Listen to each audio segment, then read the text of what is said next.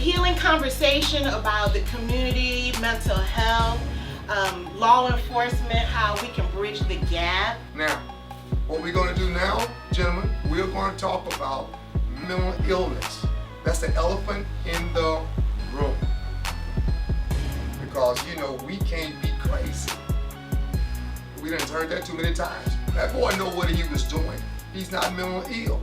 All of a sudden, welcome guys, we can be mental ill. And these guys are taking full advantage of it. That was supposedly a Caucasian thing. And now we're starting to see more and more of black, especially athletes, that have mental illness. Not only in football, from onsets of CTE, which you have to find out, unfortunately, after a person passes, but just erratic behavior. And at some point, it's just okay to see a therapist.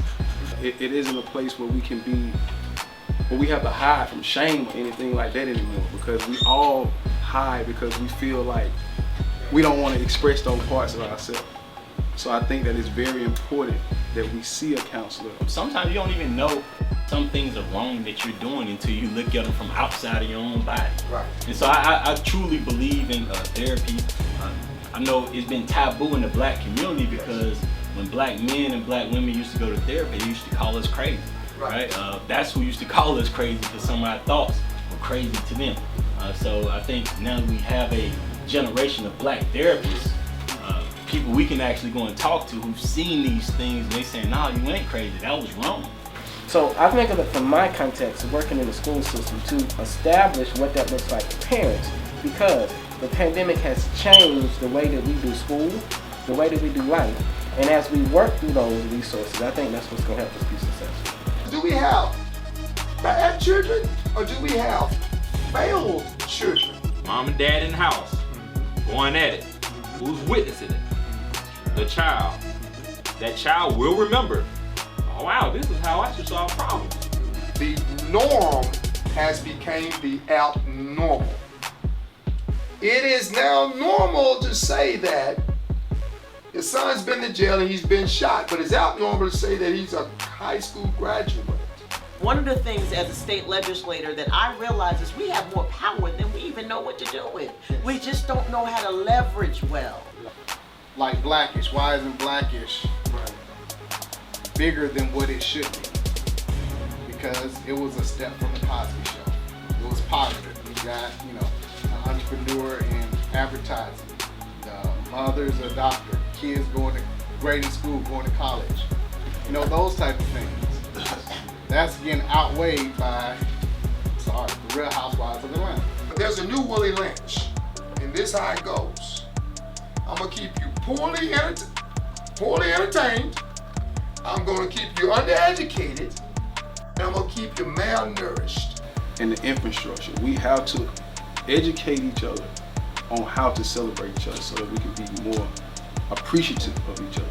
One of the things that I know that in black communities, we don't know how to make home safe because we don't have a safe home within ourselves. Parents providing a safe space of being heard, of being seen, of being able to express, of being able to be wrong and still be loved.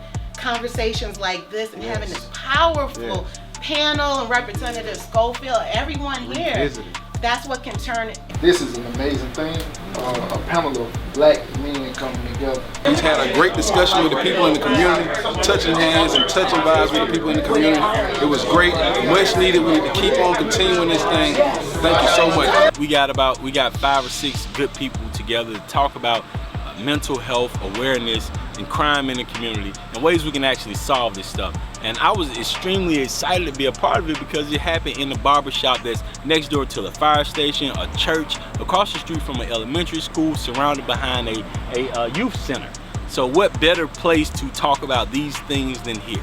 Not only am I on the board of the Confess Project, but I have always been committed to this initiative. When I first met them and realized the great work they were doing in the area of mental health and providing a space where men can talk about their issues, it was a no-brainer for me because that's something, being in healthcare, that's important to me. Today we had a beautiful interchanging of a town hall meeting with our young professionals of all walks of life, from law enforcement to politics to media to motivational speakers today, exchanging goods in the neighborhood, not negative energy, and becoming better people. Paul has been my barber, mentor, best friend, and a brother over 20-some years, and I really had to come and show him love here for this, this fellowship, and anything else that goes down, I'm right here for him, I love you, appreciate for the Confess Project, and I will always be a part of it.